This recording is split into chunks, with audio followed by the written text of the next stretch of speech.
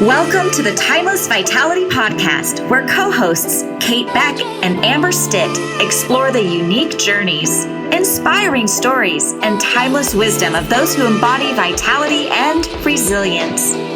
Together, we discover what it means to thrive well beyond 100, sharing insights that empower you to live with purpose and create a lasting legacy. Let's get started with today's episode.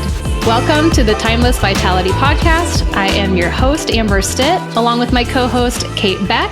Hi, everyone. Welcome. And we welcome today Patricia Wooster to the show today. Welcome, Patricia. Hey, everyone. Glad to be here. So excited to have you here. And I know I've told you I'm going to take you down a little bit of a memory lane for us, but not a lot of people know where a lot of people found you back in a time frame of COVID, and don't want to go down that pandemic, title, but Clubhouse was a place to go. And a lot of people that I followed, like Jasmine Star and some of these others that did a lot of marketing, would talk about Clubhouse. And I was saying, like, who wants to go into this room where you're just listening to people? Like, who would do that?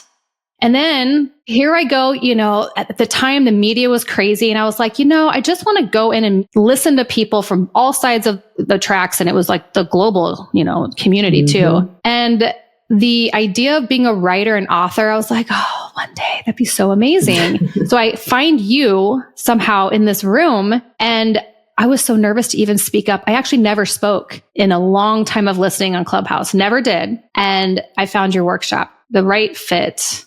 Conversations around that. So I want to start there because we talk a lot about empowerment, lots of entrepreneurship in this grouping of our guests, and thought leadership. And at that time, you already had a business or two, but you were really grounded in this business. Life was great. You're on Clubhouse. You're meeting more people. I want to start there because you've added to that in the last decade or last 5 years, we'll say. So how did you even begin adding to this platform, this Clubhouse, to then leverage your business? Well, Clubhouse was really crazy because I'm an introvert and I was doing one-on-one book coaching. My entire business was referral based. Like, I had social media for high school friends and family. Like, I wasn't posting about myself or I don't like doing that kind of stuff. And so somebody who had been a coach, I got this random invitation to this random app, because it was invitation only. I forgot. Yeah. So I went in there and I was, I'd listen to stuff like I was taking a walk, like you do a podcast. And then I was just like, you know what?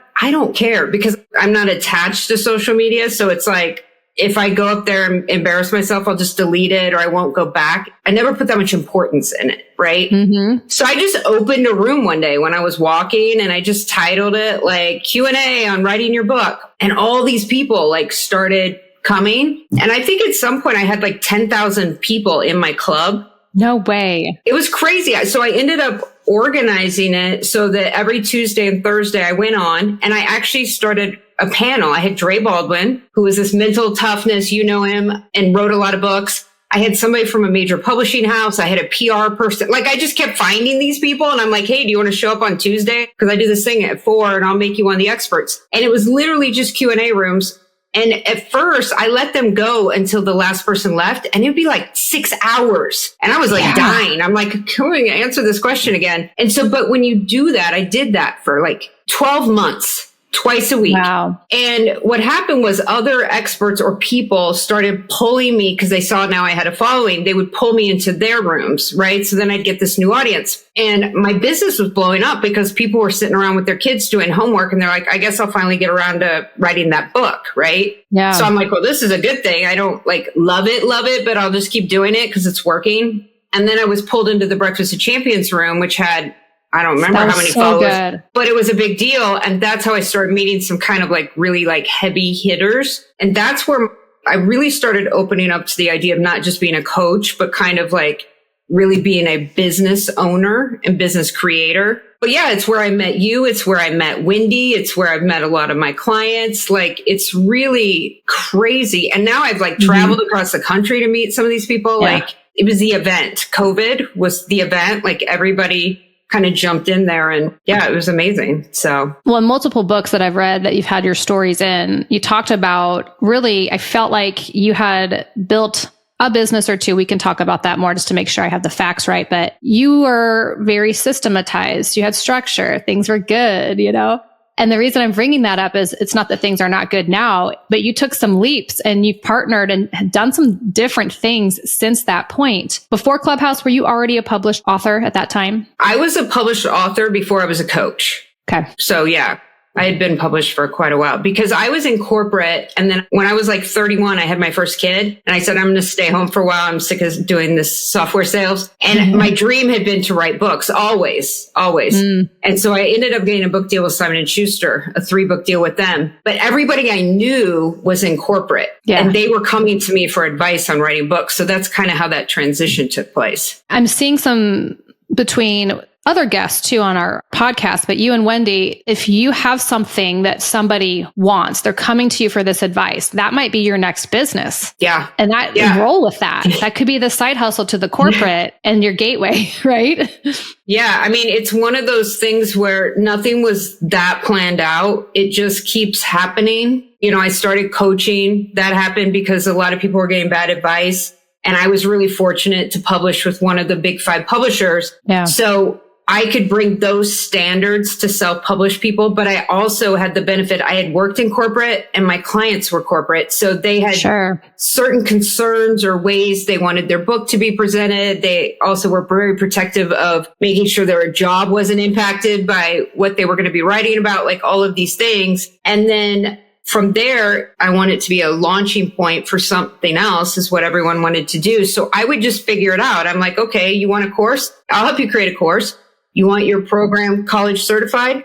Sure, I'll figure that out. And so it just kept directing where my business went based on what people wanted. And see, I'm a dork. Like I love learning new things. I will sign up for every certification, training, coaching program on the planet. I will never run out of things I want to learn. So if somebody wants something, I'm like, I'll go do all the work and learn it because I'm kind of interested anyway, and figure it out. So that's kind of how it keeps like iterating. And Wendy, I think, is very much the same mindset as well. Have you said something like, don't wrap everything in bubble wrap? Was that something that you have said before? Yeah.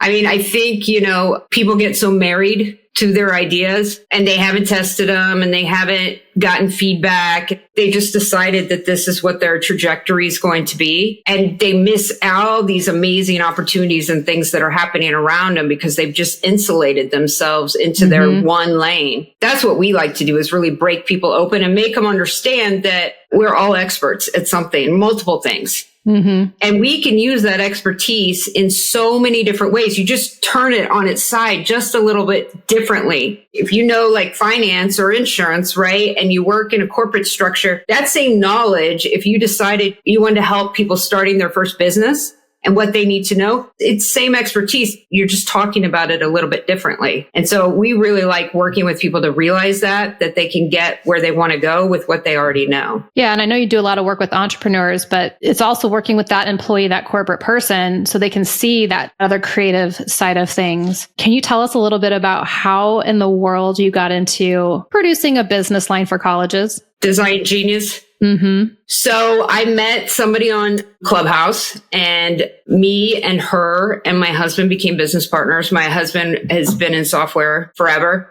And we did a B2B and a B2C company. Actually, we built 2 companies side by side, and it was to address the engagement issue that was happening in the workplace. That was on the business side. Then we had the personal side. So we built a platform that was actually, the audience would be HR professionals, would be, the ones that would roll this out. So we actually went out and got investors, but it started with the book. We wrote the book first that laid out what our idea and what our thought leadership was on it. And then we got investors and started working with developers and developed a whole SaaS software company and kind of went from there. And so my husband and I exited that business this last March. You know what I mean? It starts with the book and you're taking the expertise and then you put it into the product or service that you're, as the leader, is most interested in pursuing. Well, I think that's why, obviously you're amazing and we've worked on projects together, but I want the audience to meet you and know you because you're doing this not at 30.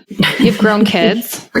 And so as we work with people and want them to know that we're heading into 50s and beyond, go create amazing projects, life, community, and it can be whatever you want it to be. Yeah. I mean, I just started my 5th business at age 52, literally from scratch. March 1st, started from scratch. Yep. Because my publishing company, I'd kind of let that go when I went to go build the software company. And so, 52, I'm like, it used to be like, I don't know what I can say on here. Oh crap. Like, I can't believe I've got to start over. But, it was like, oh wow, this is amazing. I literally exited the business by 11 a.m. At 12 o'clock, I was on the phone because I'd been doing all these side projects with Wendy for so long. And I said, you remember how you said you'd like to do more with me? I'm available. Literally an hour later. And we said, okay, let's go. She lives 4 hours south from me. I mean, I was in the car. I started spending weeks at her house at a time. And we just started building this thing, whiteboarding and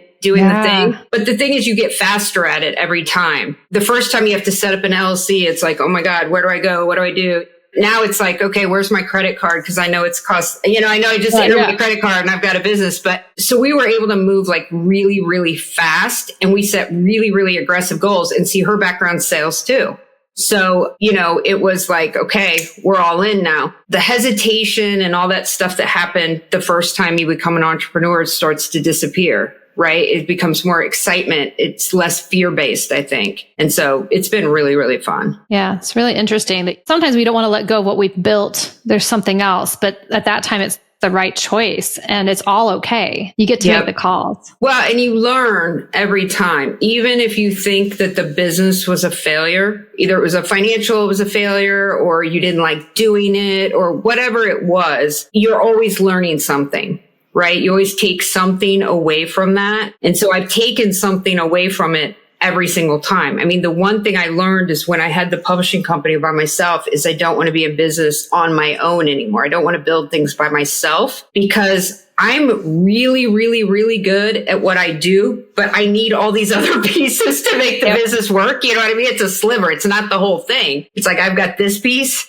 and I need this and this, and so I don't want to be accumulating skills I'm not interested in. My time is worth something now. Yeah. So I want to go deeper into the things I'm good at and kind of pass off the things that I'm not. Kate, it sounds like, when we meet through a different organization a couple years ago, and we pop in and talk to each other about some other things. And then I guess the point is there's no excuses anymore. Go where you're interested, these different groups, but that's where you can extract and find amazing partnerships, friendships, community. And that's how we came up with this podcast. Yeah, with purpose. We were both at a conference, a financial services conference, and Amber was out there. At that time, she was recording live at the conference, her lead on her. What was the name of that? Counting on her. Sorry, thank you. We're leaning, they all lean on us. Let's just get real. Counting on her podcast. And I showed up and we were both nominated, I think at that time. We were both nominated for an award, the Woman of the Year award. And so here we are nominated for an award. Our faces are all over this campus and I'm in this bright emerald green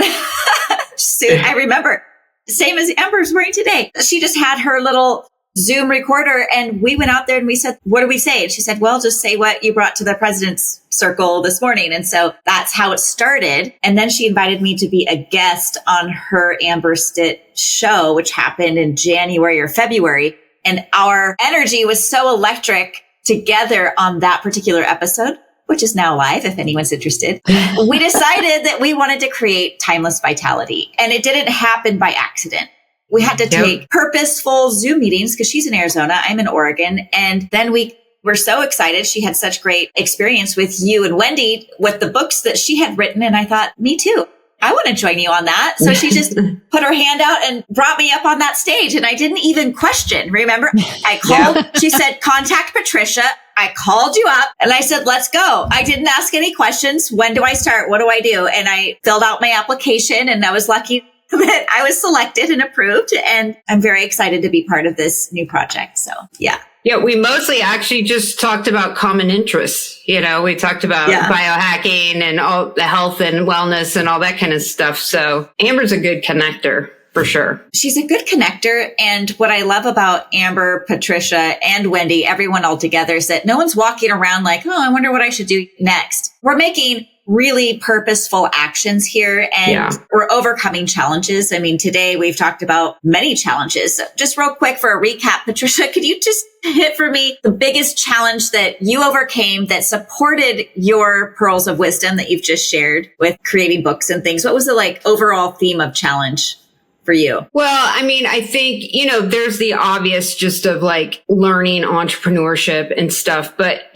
what happened for me and really was the turning point for me was, I worked my ass off to get that Simon Schuster deal. And it's a long story, but I went through the back door. I had no following. Nobody knew who I was, and I really wasn't that important. But I clawed my way to get that deal. And it had been a lifelong thing for my stepdad that I become a published author. And unfortunately, he passed before that happened, but that was something that I had always pushed for. So I got the book deal, and it was the end of 2015. In 2016, I had a massive lung collapse and no health issues, just nowhere. I actually thought I strained my back, and then it kept happening. Meanwhile, my book is at Simon Schuster, going through editing, going through these things. And I wasn't going to tell them because I was afraid, I'm a nobody. They would just pull production on it. They're not going to put any money into it. Some gals laid up in the hospital. And so the 2016, I had a major lung surgery, and my book was coming out in January. So this happened at the end of October. My book was coming out in January. I didn't tell anyone. And so I had a 2-month recuperation period. I don't even remember an entire month. It was pretty bad because I had to create workbooks and shit for the publisher still.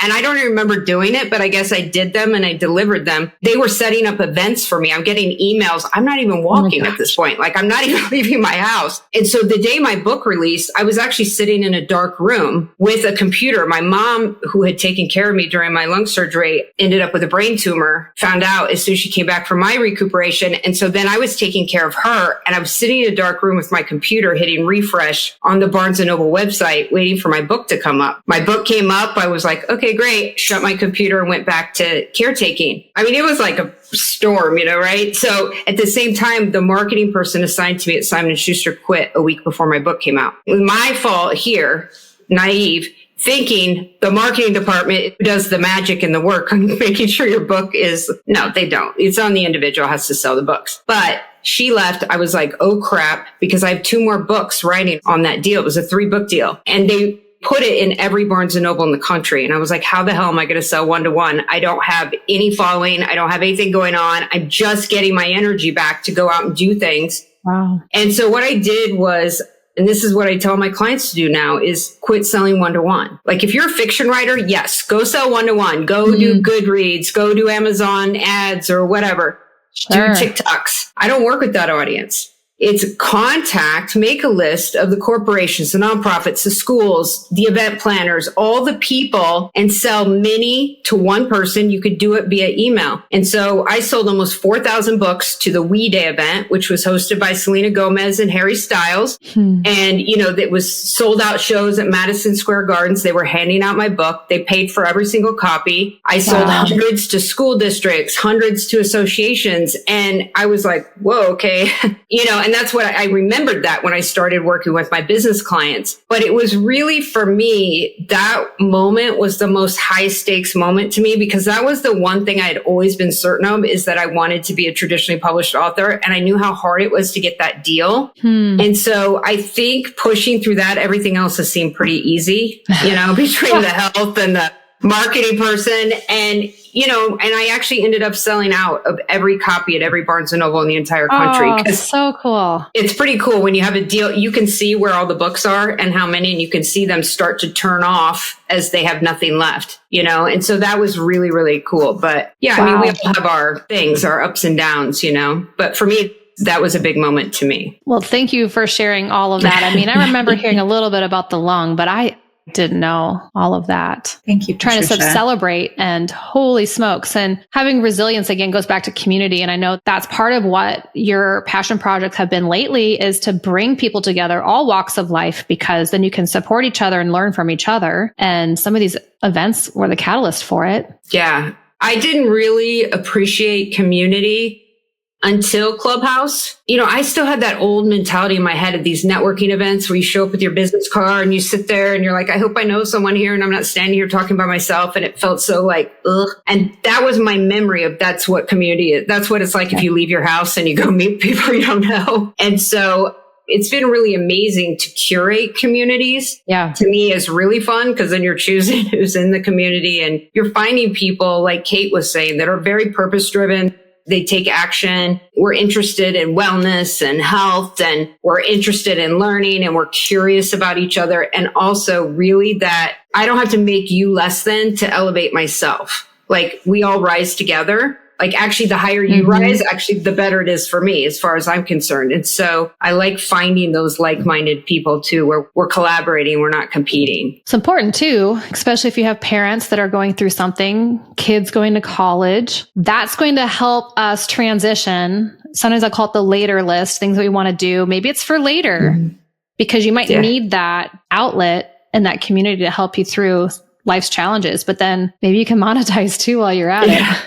Right. Take those calendars and write chapters. Now we have pearls of wisdom. We've expanded and leveraged. Exactly. Well, so Patricia, I guess this is a perfect time to ask you, what do you think makes somebody timeless or something timeless? I mean, I think really thinking about your legacy and in a way that, you only have to impact one person. But if you are an expert in something or you have an interest in something, taking the time to lay the groundwork so that it multiplies, right? Like, so if you write a book, it lives forever. Like your chapter lives forever, right? You don't know exactly who it's impacting. But we hear these stories where it's like, I read this and then I passed it to my son because I really thought it would be cool if he read this too. And that's really cool when you start to see the chain of that happening. But we see the same too as when you start volunteering and stepping up, right? You may feel like, well, I'm only donating $10 a month or whatever, but you don't realize that that $10 could be everything to somebody. Yeah. And I think one of the books you and I worked on, Amber, the money from the proceeds from that went to the RIP medical. I don't remember what the dollar was, but it was like every dollar that they get eradicated, I think, $1,000 worth of medical debt for somebody. I mean, think about that. That's like incredible. I really liked that part that you guys, you were initiating that. Yeah. So I think to me, what makes somebody timeless is when they think about their legacy in how that impacts others. Not like how much money you have in the bank or any of that kind of stuff. What you do with what you know and what you have the capability of doing to help other people is really, you live on, but then also you're giving other people the opportunity to flourish as well. I mean, Kate, that's really what this is about. Each listener connecting with some of our guests, maybe not all, some, that they can take that and pull them that attitude into 100-year-old life or more. 200. Right? Mm-hmm. Yeah, 200. We're living to be 200. 200. I've been saying 120 since I was 20. That was more than 20 years ago. And now I'm saying 200 because here's the thing. We're limitless and 200 is not unreasonable. And over 100 is actually realistic. Mm-hmm. Yeah. Many people are living beyond, and we're just attempting these new ages as new chapters of life. So let's have fun with it. 200. Oh, I'm like 25% done then. 25%. Yeah, exactly. Exactly. Well, that's what I'm saying. A retirement plan might need to go longer then. No, but really, Patricia, yeah, it should. And like, you're not retiring at 65, 67 because you've created financial freedom for yourself. And then you just keep working on the projects that you want to. And then your boys are seeing it, whether or not they want 100% into the same thing. It doesn't matter. They're seeing you go through challenges like the health and family things, and then you keep moving, and action is so important. Yeah. And I think also having that transparency and honesty in your family, because there was the generation of the separation of parents and kids, right? Like you don't really know what's happening with your parents. You just know sometimes they're grouchy, and then you find out later, oh, we were going through like your dad had lost his job and we had no money. But you find out like 30 years later, then you had this, let's put our kids in the center of the universe and we're all going to like just orbit around them and not have a life. That didn't really work out. And so now I think integrating, to me, I like this idea. I have this visual of like you're all orbiting together life. Like life is in the middle and you all orbit together. And so, I mean, certainly we insulate our kids from certain things because it's not age appropriate or it's none of their business, but it's all being, equal within the family. And also it gives you an opportunity to like transfer information. I mean, I have a son who's 17. He's had a business since he was in 3rd grade, little different businesses, but now he's had a t-shirt and he wants to be a fashion designer and hoodie brand. And he's had that for 3 years.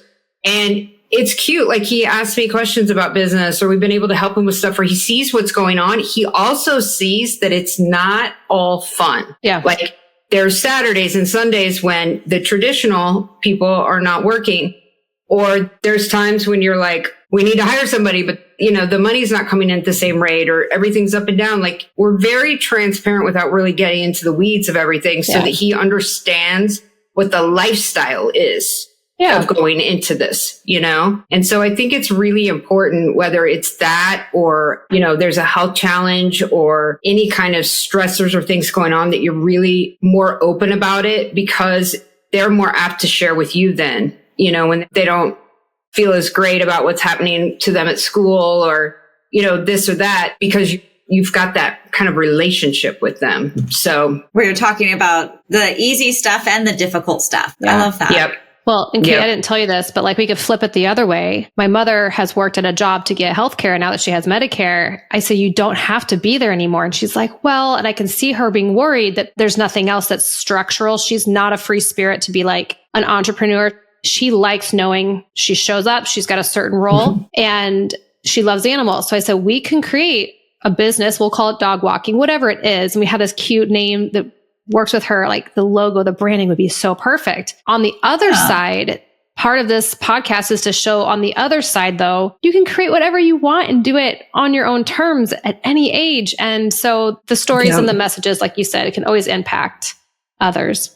Yes. And as a specialist in the transition to Medicare, you can continue to work and enroll in Medicare. So maybe she wants to get her feet wet and say, hey, I'm going to waive my employer sponsored coverage while I keep my job. And I'm thinking about this, and enroll in Part B, enroll in the appropriate supplemental coverage. I don't know what state or county she lives in, so I'm not providing advice without a scope of appointment. However, if you would like to talk about it, I could either introduce you to someone or to show you how much it would actually cost and the coverages, because then it would eliminate her fears. Because if she hates it, okay, fine, go back to work to your average job or do something you really love. The point is, there are other interests she has. It is not being a lunch lady for elementary school. So my point is, what else do you love to do? Go do that. And then tell your grandchildren, I'm available for babysitting on Tuesdays and Thursdays. You get to build your schedule. If you're a business owner. Okay, I hear.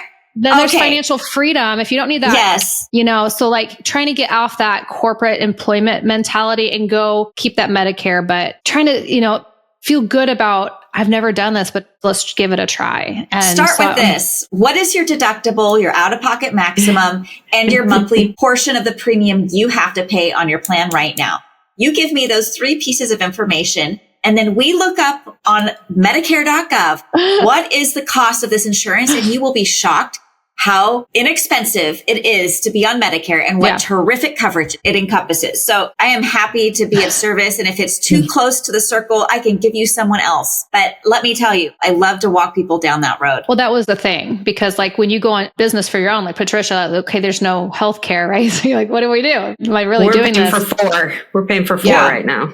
Yeah, but it's tough until they're 26. What was shocking. The whole point of working at this job was to get these benefits. And so many people do that. And then they're not living their life, though, the way that they want to. And so that was the surprise. This Medicare was cheaper than what the other stuff was. And we're like, wait a minute, what? So that's where I was like, you need to go be doing things you love. And so all of our listeners should hopefully find that outlet and a community that can support that. Well, I'm hearing another theme here, though, too. I'm hearing this theme of fear. How much fear is embedded in our daily lives and in our daily routines. It's like, hey, why are we putting fear in the closet and shutting the door? Let's turn on the light, invite fear to the table and talk about it and be like, okay, let's have a candid conversation about what is a fact and what is not a fact. And how do we address this fear and say, hey, is it really that scary? Or is it just a way things used to be that you're familiar with? And it's like you're putting on this sweater that you're familiar with and it's part wool, it's a little scratchy. Well, take it off. If it itches, stop wearing the uncomfortable yet familiar sweater. I'm telling you right now. It's so easy to do. Does it have pearls on it? Is there pearls on that one? This sweater is cashmere. So it's not scratchy. So soft and like if I was in a scratchy sweater with all my sensitivities, I would be turning red. And I'm like, look at this ivory. I'm so soft.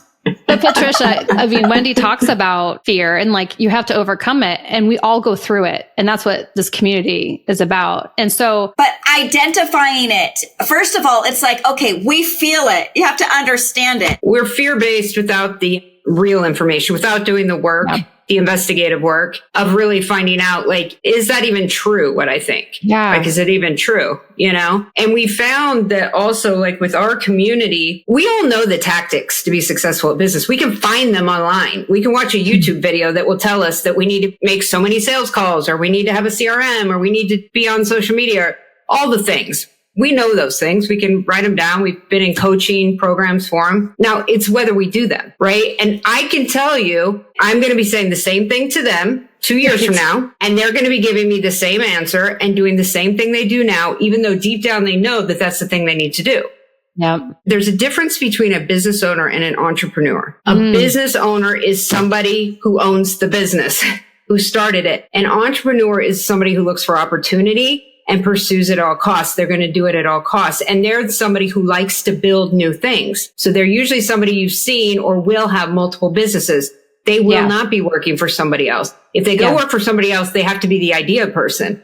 And the business owner mistakenly calls themselves an entrepreneur. And you need to understand your limitations. If you're a business owner and you don't want to do the sales things, that's fine. Then you need to hire that person to do it if that's what you need to be doing. We've all been told everyone should go out and be an entrepreneur now. Like everybody should have a side hustle. Right. I've got 10 side hustles and I'm an entrepreneur and like I've got a Lamborghini and like whatever, you know, we're told all these things, but without really understanding that there is a mindset thing, you know, that's involved there. And you can still be a business owner, but then you have to really recognize that you're good at building maybe, and you need somebody else who's out there as a visionary. We see it. I can tell you who's an entrepreneur and who's a business owner in our community like this. And it's not always the most successful person at all. You know, I mean, I work with somebody who's a business owner that just sold his company for $12 million. So obviously very successful, right? But now he's done. You know, he's done. Well, you've talked about, like, to kind of wrap this up, delegation, like, you know what your strengths are, but